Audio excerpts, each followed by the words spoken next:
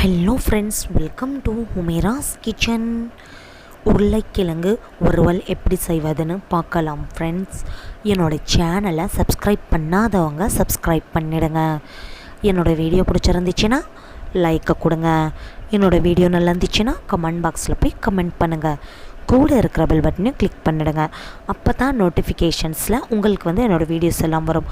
உங்களுக்கு என்னோடய cooking videos ஏதாச்சும் யூஸ்ஃபுல்லாக இருந்துச்சுன்னா நீங்கள் பார்க்கலாம் இல்லையா.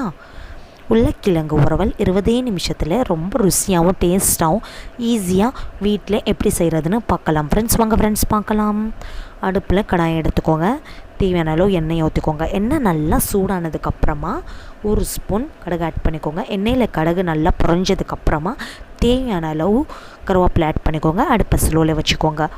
3 உருளைக்கிழங்கு ரவுண்டான தண்ணியில் நல்லா கழுவி ரவுண்டான ஷேப்புக்கு கட் பண்ணி பிளேட்டில் எடுத்து வச்சுருக்கிறேன். கடாயில் ஆட் பண்ணிக்கிறேன். இப்போ மசாலாஸ்லாம் ஆட் பண்ணிக்கலாம். 1 ஸ்பூன் மிளகாய்த்தூள், 1 ஸ்பூன் மல்லித்தூள், 1 ஸ்பூன் சிக்கன் மசாலா தூள், 1/4 ஸ்பூன் மஞ்சள் தூள், தேவையான அளவு உப்பு ஆட் பண்ணிக்கலாம்.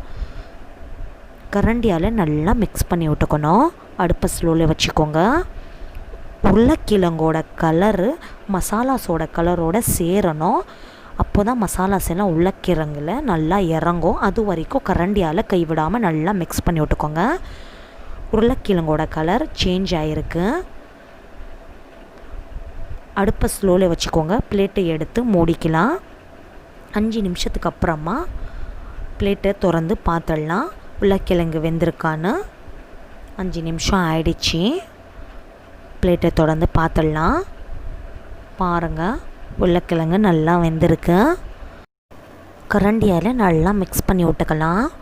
அடுப்பை ஸ்லோவில் வச்சுக்கோங்க. நல்லா மிக்ஸ் பண்ணி விட்டுக்கோங்க. லைட்டாக பிடிச்சிருக்கோம். அதனால் கரண்டியால் நல்லா கிளறி விட்டிங்கன்னா நல்லா வெந்திருக்கும். 1 ஸ்பூன் பெப்பர் பவுடர் ஆட் பண்ணிக்கோங்க. தேவையான அளவு கருவேப்பிலையை சின்ன சின்னதாக நறுக்கி பிளேட்டில் எடுத்து வச்சுருக்கிறேன். ஆட் பண்ணிக்கிறேன். ஆட் பண்ணிவிட்டு கரண்டியால் நல்லா மிக்ஸ் பண்ணி விட்டுக்கோங்க. வாசனையாக இருக்கும். அடுப்பை ஆஃப் பண்ணிடுறேன். உருளைக்கிழங்கு வறுவல் ரெடி ஆயாச்சு. சூப்பராகவும் சுவையாகவும் டேஸ்ட்டாகவும் உருளைக்கிழங்கு வறுவல் ரெடி ஆயாச்சு.